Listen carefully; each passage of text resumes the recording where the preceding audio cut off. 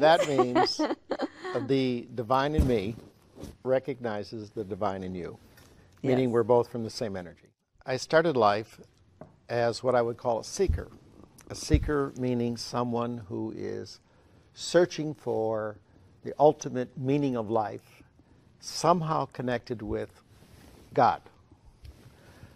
And I think everyone at some point in their life asks themselves, you know, who am I and why am I here and what is my purpose for living? Yeah. How's it all going to turn out? Well, I started early because I went into the Catholic priesthood. Started studying for it at 12 years old. I left home and never went back. Well, I was there till I was 26. And I left the priesthood, and which we'll call Western mysticism. Mm-hmm. I couldn't find it there, Elaine. I couldn't find what I was looking for. Mm-hmm. Then I went into, for a very short time, strongly into the world of business. I started a little alarm company in Los Angeles. Sold out a year and 9 months later for $3.2 million. It was a fluke, just lucky. I had something that was new on the market. And Los Angeles had a lot of crime. Oh, $4,000, 3.2. But that started the roll. That started a whole, I forgot all about God for a few years, a form of the search. And, but then when I hit 30, that yearning, that desire came back with a vengeance. Mm. And this time I went the Eastern route and went into yoga and meditation and cleansings and the whole spiritual tradition. Watching the sunrise. Watching the sunrise, yes, okay. I've heard this one before. I really did that. In fact, I have a place in Costa Rica, and I have a big water tower there, and I built a platform on top. And I would say for 5 years, I got up every morning and watched the sunrise come up there, and I used to go up there in the evening and watch it set. Mm-hmm. So that was part of it. And I found out that the mosquitoes are there in the morning, and then they're there at the night. You don't have them in the daytime. So, but back in 1978, there was a chemical drug called, the street name is MDMA or ecstasy. Mm-hmm. That was chemical, it was within the CIA as classified as chemical warfare. It was developed for the CIA by Alexander Shulgin as the ultimate truth serum. But it wasn't working out for them because when people took ecstasy, they didn't care a whole lot about their purpose that they did. And it was a truth serum, but not the way the CIA wanted it to work. Interesting. Anyway, it was declassified. I was given the formula, and we began producing it. It became quite popular, as you well know. Mm-hmm. Now, it was legal in the United States until 1985. It was illegal for one more year. 1 year. They made it illegal. It went back legal again at the end of '86. In 1988, it was illegal for good. It's never gone back. Mm-hmm. When it went illegal the first time in '85, we quit making it and selling it in the United States. We moved out of the country. We moved to Brazil, and we sold it where it was legal. Mm-hmm. Back in '92, some of it got back in from London to Mexico through the United States, and by our conspiracy laws, I am responsible. Even though you were in Brazil. Right. No, well, I think they could go to Cambodia and get somebody that was making heroin that, you know, ended up in the United States. I even though they're not a citizen, I think they have a way. Still go back to them. Right. But anyway, point being, they got me. Mm-hmm. And I went into the federal prison system. A lot of times. And you weren't praying, right? Or were you? Anyway, we're laughing about it, but it was a pretty horrible of experience. Of course. The public has absolutely no idea what the prison system is like, and they either don't know, which is the biggest case, or they don't care because people in prison, they think, are like these violent murderers and muggers and rapists, and the reality is over 90% of people in prison are there for drugs like marijuana and so forth. So to keep the story going here, when I got there, I had absolutely I'd gone from a life of extreme luxury and wealth to one of total deprivation and oppression and extreme hostility and violence and so forth. And in this process, I'm still searching. Survival mode more than anything. Yes, indeed. And I had a tremendous breakthrough that I call an awakening. This is described in classical spiritual literature and so forth. But when this awakening came, and I was able to experience absolute total freedom from all the limitation of the third dimension, worry, fear, sorrow, this type of thing, I realized at the same time, I had a lot of insights at this time, that this was a phenomenon that was happening to millions of people. It wasn't just me. No, I clearly saw that this is a huge happening right now. When I say huge, it's 1% of the population, I think. That's my prediction. But 1% is still 60 million people. Traditionally, we've always had a handful of awakened people on the planet that they've talked about. Scriptures came from them, religions formed around them, laws, rules, regulations. All of the beauty of the initial freedom that was gained by the awakened one was lost in the followers with all the rules and regulations. Ending up that the only way not to find your awakening was to be in an organized religion. It was one of the barriers to a clear understanding of who you are. And now, instead of a handful of people, I am witnessing so many people, because that's all I'm involved with right now in putting out the message of the book and in lectures and teachings and intensives and workshops we do. That's what we do. We talk about this awakening. And what I'm finding out is what I've written in that book is not new to these people. It's deja vu. They're saying, yeah, I remember. They've always known it, but it's been on purpose, by design, through the nature of the human predicament. There are veils that come down, and we forget. All religions, without exception, teach that there is God over here and man over here. Separation, exactly. And the experience of awakening is knowing, feeling, and living the oneness of that energy. There's not a separation. That is a purposeful disinformation by the source, all there is, the one energy. We could say God, but that's such a loaded concept. It is. That it becomes a barrier. Yes. So we could say all that is, there is only one energy in the entire universe. Well, you have to understand this energy that I call source, that Muslims call Allah, you know, the Jews call Jehovah, whatever. This energy has traditionally, by the ancient awakened ones, been described in two states. At one state, source is at rest, meaning it's like in its full, unrealized potential. It is formless. They have a name for it in Sanskrit called Satchidananda, which means an eternal reality, Sat, aware of itself, Chit, Ananda, and in bliss. That's the only way they can describe this energy. At some point, there's a pulsation to energy. All energy pulses. It's at rest, and then it pulses into appearance.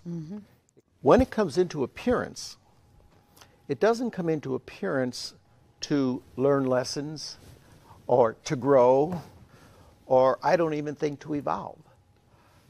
Source comes into experience to know itself, to go from unrealized formless potential to realized potential. How does it do that? Through emotions. That is how Source knows itself. And whatever you have learned in the third dimension about God or religion or spirituality is useless in the fourth dimension. You have to leave it all behind because it doesn't fit. It's purposeful disinformation to keep you in separation. The fourth dimension is so free, so absolutely, totally free, that there's nothing to do. There is Source in appearance having this experience, meaning that it's a perfect experience, whatever it's having. Means that you don't have to do anything about your own spiritual development. Why? Because you are the Source. Your unique destiny as Elaine is absolutely, totally different from all other human beings that have ever lived, plants, animals, insects, and everything else. All of our destinies are unique. People go through their whole life, through all these religions, trying to find God, trying to find the goal, the path. You're already there. Yes. You started perfect. And the reason you're having these experiences and I'm having others and everyone having others is Source is having these experience of itself through all the emotions that the third dimension creates by limitation. When I had this awakening, this wake-up call, we'll call it, I saw something that I had never heard or read in any of the traditional religions. I saw clearly that all of life is clearly balanced into two polarities. Everything in life is a polarity. Now that's obvious. There's good, bad, up, down, hot, cold. You cannot have any concept like good unless you have the opposite concept to define it, which is evil. That's polarity. That is the third dimension. And in this world of polarity, we tend to, by the way the mind works, choose one over the other. I think the Bible said something that Adam and Eve lost it in the Garden of Eden when they ate from the tree of good and evil, knowledge of good and evil. That's judging. That's the way the mind works. What I saw in this breakthrough was that everything in life is evenly divided. Everyone's individual life, every individual circumstance that happens in life is 50% freedom and 50% limitation. That means that your life is no worse than anyone else, no matter what you may think, or any better. It means God doesn't have any favorite children. It means that all are one energy, having absolutely diverse 6 billion kinds of experiences every day, all of them perfect. If you're not in this shift, this brings up a lot of problems. When you say there's no right or wrong, people go crazy. If you realize, looking at it from the fourth dimension over to the third, it's a whole different picture. This is not a license to steal, kill, and maim. When you shift over to this fourth dimension, the one common denominator of everyone that lives there is harmlessness. That is impossible. You are incapable of harming anyone else because you see, I am that. And you don't go around maiming yourself. Well, you know, you are putting me on the spot here because, first of all, for me to talk to a group of people, the requirement is that they have read the book. Yes. That they understand what I'm talking, that they're eager. They're eager, they're curious, they want to explore. What is it like to live with one foot in the third dimension, one foot in the fourth dimension? So, but then we get together and we spend hours and hours and hours exploring this. Exactly. And little by little, the intellectual understanding comes over to a intuitive knowing. We're talking to your viewers that think I've bounced in from another planet when I start talking about things like, well, there's no choice because you are a dream, well, shall we say, a thought of Source. And as such, in a third dimension, you do not have choice. From the standpoint of the fourth dimension that you are Source, yes, obviously you are creating it all. Yeah, that's right. But with the mind, the limited mind, right, we can never understand the fourth dimension. I could write 10 million books and speak forever, and no one would understand with the mind. That's right. This is a transmission. Yes. It is something that happens by grace, I call it, when your time is right. Well, we get another charged word here, love. That's almost as charged as the word God. Can I give you my definition? I take mine, again, from my own personal experience of this shift. I call this the shift from the third to the fourth. Again, in Genesis, when they're talking about the initial creation, God rested on the seventh day after he created, and he saw that all he had created was good. Now, my definition of good yes, is embracing what is as is without wanting to change it.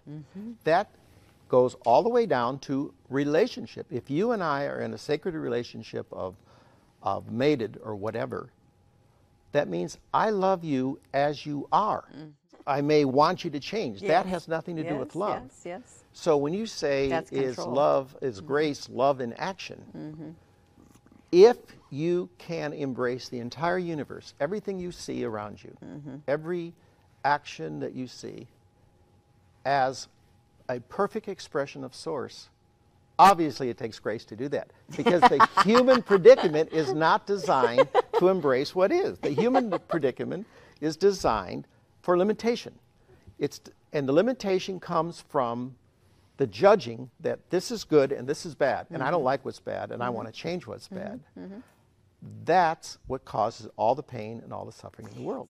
I would say that the words, the concepts we're trading back and forth here are so out of context for 99% of your viewers, because my experience is that this shift is happening to what I call the seekers. The seekers are those who have this intense yearning for the oneness. Now, they don't know where that is. They can be Christians, they can be atheists, they can be Buddhist, whatever. But all they know is they're feeling the yearning for the oneness. So they go looking for it in relationship first. Maybe somebody else out here can fill me in. That doesn't work. They look for it in money, power, rock and roll, whatever, drugs. No matter what you look for outside of yourself, it's not going to fill you. So you continue your search then towards the spiritual. But that's just like substituting the lack that you're feeling by the separation, because really we are one. The separation is in there by design, the feeling of separation, to create the limitation which is balanced by the freedom so that all life is tolerable for Source, and Source is having an experience. Every time you get angry or cry at seeing your grandchild or something, these are rich emotions that Source feels and experiences and knows another part of itself. Therefore, those experiences are perfect. And it's not something that you need to get rid of. What happens when you wake up is you start embracing every minute of your life as an experience of Source. You don't try to control it anymore. You don't try to redesign the universe.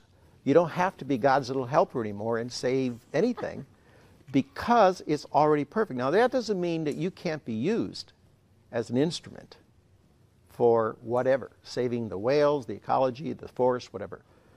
However, so long as you know in that process who the doer is. As Elaine, you're not the doer. You're the mind-body organism vehicle that Source is operating through. When you know that, that gives you such freedom to enjoy without attachment to the result of your outcome. However, so long as you know in that process who the doer is. As Elaine, you're not the doer. You're the mind-body organism vehicle that Source is operating through.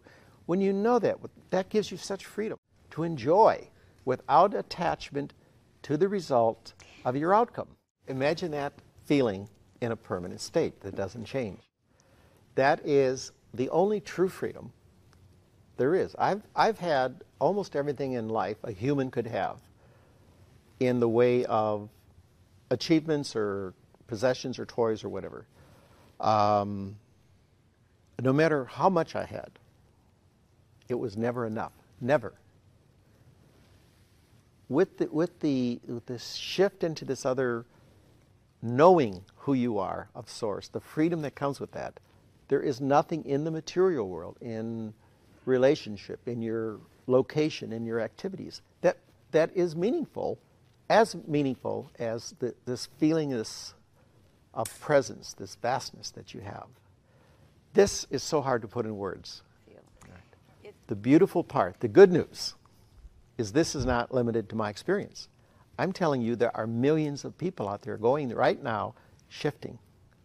And what I'm doing is holding field guide training for those who are shifting or have already shifted or in transition to understand the process. And as their friends and family and association, as ripples go out, they're there also to help guide this through, because at first you think you're crazy. Not only you think you're crazy, all your friends think you're crazy. A really beneficial aspect of waking up in prison is that you're in the most unfree place in the universe. Prison, not only are you absolutely oppressed at every possible moment, but there's no hope of getting out. There's this despair that most prisoners feel, that all hope is gone. And to wake up in there and to know you're absolutely free in spite of those guard towers and razor wires and machine guns up there and all the shackles and chains they keep you in, that was a beautiful experience. By contrast, I had the first contrast of having everything in life a person could want. And I was jaded. It wasn't enough. I was jaded. I took up flying when I was 50 years old because I had run out of things to do and I wanted a new adventure and there was nothing left. Then after I got my first plane, which was a propeller driven, now I needed a jet because I go faster and higher. There's never enough, Elaine, never. I went from that contrast to prison, which was as far away as you could get. Yes. And then within the prison walls, had this experience of awakening, and then having this bliss that was so intense it was almost dysfunctional. Writing the book, getting out and finding out that there's literally millions of people saying, yes, we understand, we're there, and you're saying the words that are in our mind, but we don't know how to say it out loud. Well, I wrote that in about 100 hours, and it just poured out faster than I could write it. Nothing but time. I'll tell you how I wrote it. I was in charge of picking up gum wrappers on the track. That was my job.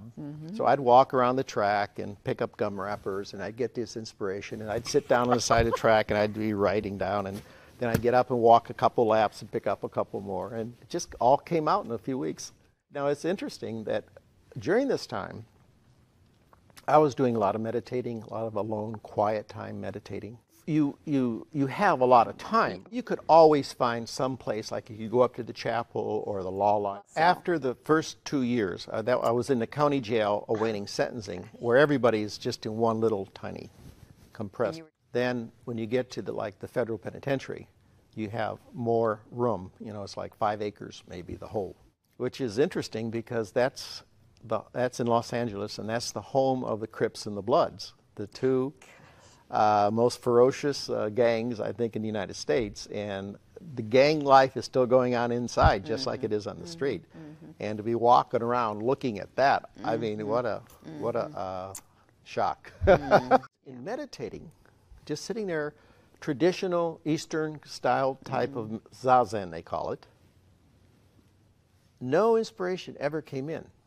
But it was only when I was walking the track, picking up gum rack verse, that it was just pouring in.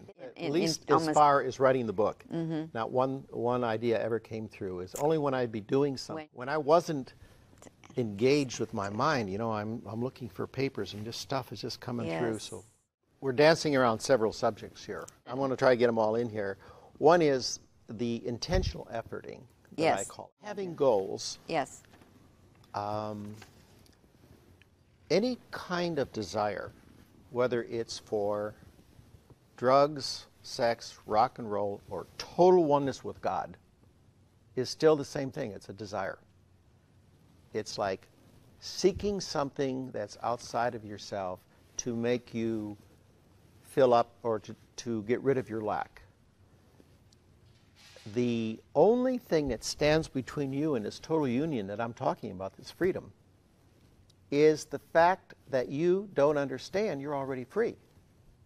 You're searching for something outside of yourself, like God, source, whatever. And you are source. You already are that. So what I realized, I had spent a whole life seeking, reading, meditating, doing every kind of spiritual discipline possible. I was no closer to that oneness than I was at the beginning. It's when I let go of all seeking, of all doing, of all trying to even understand, that it opened up. It was a total surrender of what is happening right now, that the full understanding and wisdom and joy and freedom entered in permanently. And this is, then I got curious about this awakening process, and I start researching what happens when people wake up. Yeah, I found out traditionally as described, and there aren't that many descriptions of it, but there seems to be three common factors. One is there's always some sort of a feeling of like a death experience. Death experience, what it really is a dissolution of the ego personality as we know ourselves. Interesting. That feels like death. In fact, you'd rather die and get it over with because it's anguishing. It's usually precipitated by a big crisis. Here's where it's getting interesting. That's what the crisis is, what I call a sledgehammer. What's happening now is people are getting knocked into this fourth dimension with a feather, not a sledgehammer. I got knocked in with a sledgehammer. Prison is about as big a sledgehammer. So the first common denominator was this sense of death or loss of who you are. Then the second thing, the second factor is there is no attempt anymore to understand this whole nature of God, spirituality, spiritual discipline, because it's a limited mind trying to understand the infinite. You cannot do it. And it's grace that you come to that place where you know you can't. And the third is you give up trying. You say, forget it. I can't get from here to there. Now, that is about the only three things that are in common. Then comes in the fullness of the oneness. The oneness it's not like intellectually I understand that I am source, that I am one with all creation. That doesn't get you anywhere. No. This is those are just words. An explosion in your inner being where you're on fire with that knowing and with that freedom and with that joy and with that constant excitement, that looking at the universe now through new eyes, the eyes of Source, through a body. Never ceasing wonder. Source Everything else in life has been boring. You cannot get from here to there doing anything.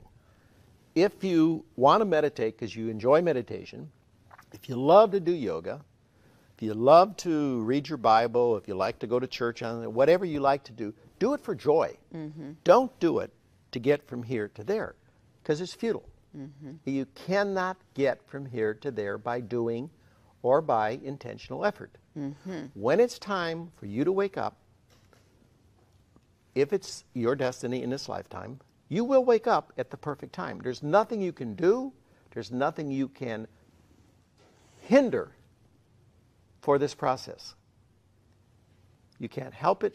It doesn't happen because of you. It happens in spite of you. The big flash is it's happening to millions of people. Mm-hmm. There's something in the energy. Why Source has all of a sudden decided to go on this tangent to see what it would be like to live with 1% of the population totally awake. It's happening. Itself. It's happening right now. Mm-hmm. I swear. Mm-hmm. I'm watching. All of reality is created by thought. Mm-hmm. Thought is magnetic energy of Source. It's electrical energy, and it's magnetic. And being magnetic means it attracts to it other forms of similar energy.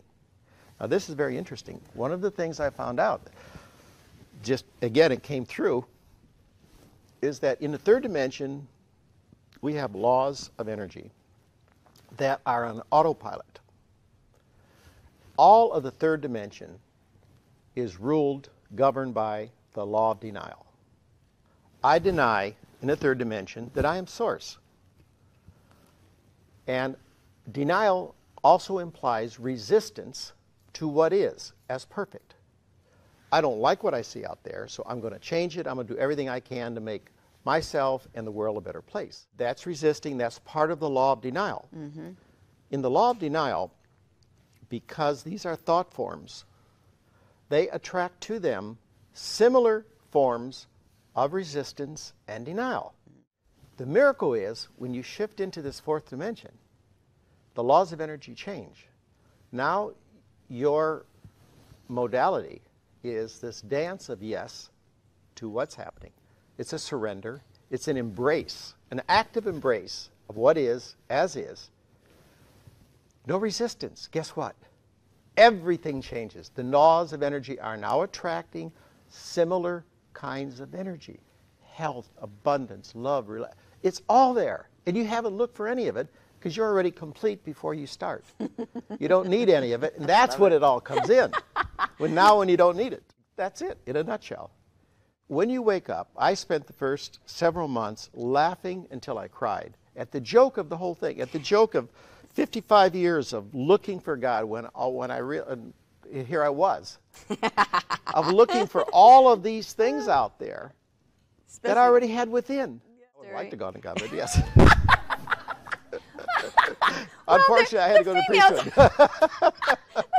Well, let's not say for naught. Because what happens, again, I'm a student of the human predicament, watching what happens as people are awaking and shifting. Mm-hmm. And what I'm seeing is the ones that are awaking are the seekers. They're the ones that have the yearning for this oneness. They are waking up. And as I look at their lives, guess what? They've all had similar kinds of activities. They have gone into meditation, in whatever you call it in their particular culture. Mm-hmm. It's alone time, quiet time, meditation, usually some kinds of cleansing, physical cleansings like fasting or diet. They become aware of pure food and nutrition and so forth. There are things that they're out there doing that have similar common denominators that all of a sudden they're over here and they've awakened. Now, I'm not saying there's cause and effect to get from here to there. I'm finding a pattern among the seekers that are waking up. That's what I call them. They go from seekers to finders. They found themselves as who they really are. There's a traditional spiritual Eastern discipline where you engage in this for years and years, like, who am I? Who am I? You're asking, yes, I've heard I'm not my body, I'm not this, I'm not a husband, I'm not a man. Well, the bottom line is you can never understand who you are, so you might as well quit asking that silly question, who am I? You're not going to ever find out. And when you're shifted, you know who you are, and there's no words that could describe it. You know who you are, and you laugh and laugh and laugh at the joke. All of a sudden, you're looking at life now in the third dimension as if it were a Mexican telenovela. They're soap operas.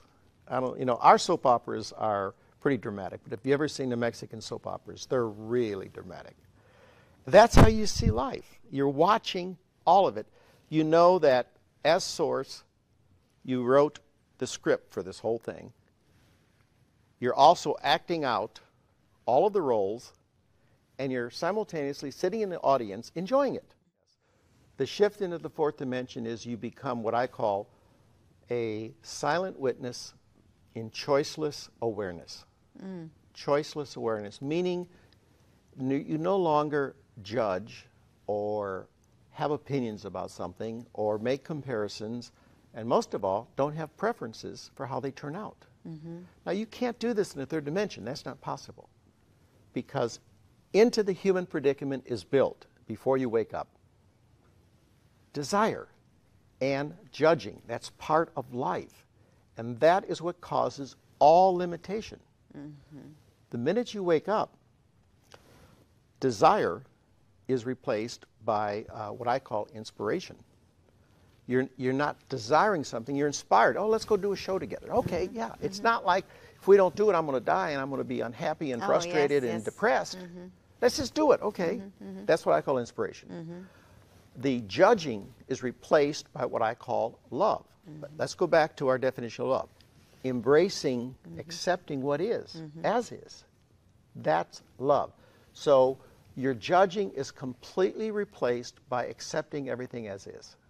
You could never do this on your own. Did you get the feeling you're not the doer? Oh, absolutely. Well, even your thoughts are not generated by you. Your thoughts, your mind is a receiver. It's not a transmitter. Yes. Source is using your mind to have the experience through the human body. So even your thoughts are not generated by you. Your thoughts, your mind is a receiver. It's not a transmitter. Yes. Source is using your mind to have the experience through the human body. So when people are sitting there in meditation trying to stop their thought, why would you want to stop Source's perfect experience? Why would you dare interfere? I mean, it's just so arrogant to try to tell Source, listen, you don't really know what you're doing, and I can help you do a better job.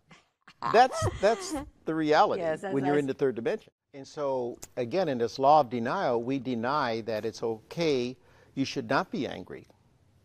Well, anger is as rich an emotion as love or as peace. However, when you're in this fourth dimension, if anger would arise, you know it's not your anger. You realize that whatever is coming up right now is coming up as source in appearance. You don't connect to it in the sense that you're attached to it. And because of that, the so-called negative emotions lose all their force. And the positive emotions, you're living in those all the time, so it's like normal. This is such a state, Elaine, that I'm a big blabbermouth, and I can't talk. I can't get the definition into words.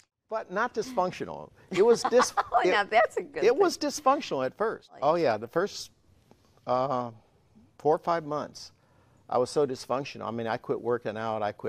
I was just laying there giggling at the joke of having tried so hard all my life in the third dimension to get from here to there when I was already there to start with. That's the words I use. Yeah, the cosmic joke. And I didn't have anybody to laugh with in prison. Now I'm laughing with hundreds and thousands of people, and it's really funny. Well, you do in the beginning, I call it, you bob in and out. When you first wake up, you have so many layers of onions around you that are your concepts that have been given you on purpose from birth. Culture, your society, your mother, your schooling, your religion. All of these are layers that add to your limitation. Now, when you first wake up and you know your source, you know you are the oneness of all that is, you know you're not the doer. There's still all of these layers to contend with because they're like automatically forming your thoughts. Well, you peel the concepts. And every time you peel a concept, a conditioned layer, let's say you're a Catholic and somebody comes up and says something about eating meat on Friday or missing Mass on Sunday, and you think, well, that's wrong, That's a concept. It has no reality in the fourth dimension. That's a third dimensional operation. Those get removed one at a time till you get down to this perfect pearl in the center. When you get down to the pearl, you're not bobbing in and out anymore. You're always there. And again, by design, this was not an accident of Source didn't screw up here and have to change the modus operandi. This enables Source what I call the dance of Leela. Leela is a Sanskrit term meaning divine comedy. And when you wake up, everyone that wakes up has a different outlook because we're all unique. I remember I said there's one common denominator, Yes. harmlessness. When Buddha woke up, he said the essence of his awakening was compassion, right? Jesus came along, he said, no, brotherly love. And Muhammad said, no, it's mercy. Moses said, no, it's an eye for an eye and a tooth for a tooth. It's like the 6 blind men feeling the elephant. And they all like feeling a different part of the awakening. My experience of the awakening is that it hinges around total freedom, absolute freedom from everything that has held you in limitation your whole life. Well, You're free of the conditioning.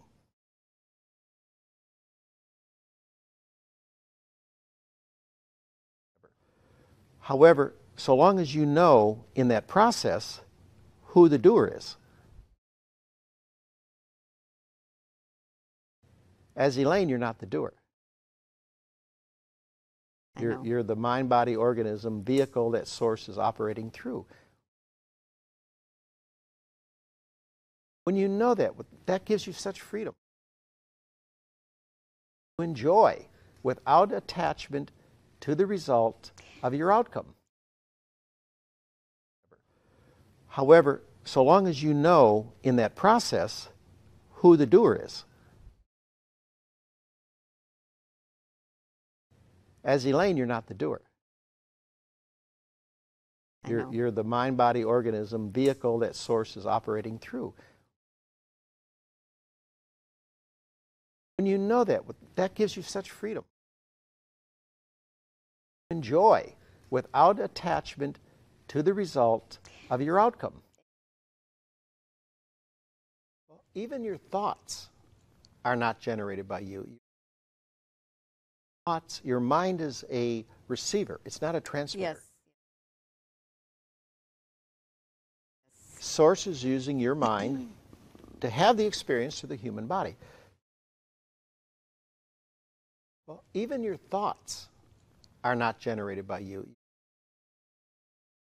Your mind is a receiver. It's not a transmitter. Yes. Source is using your mind to have the experience through the human body.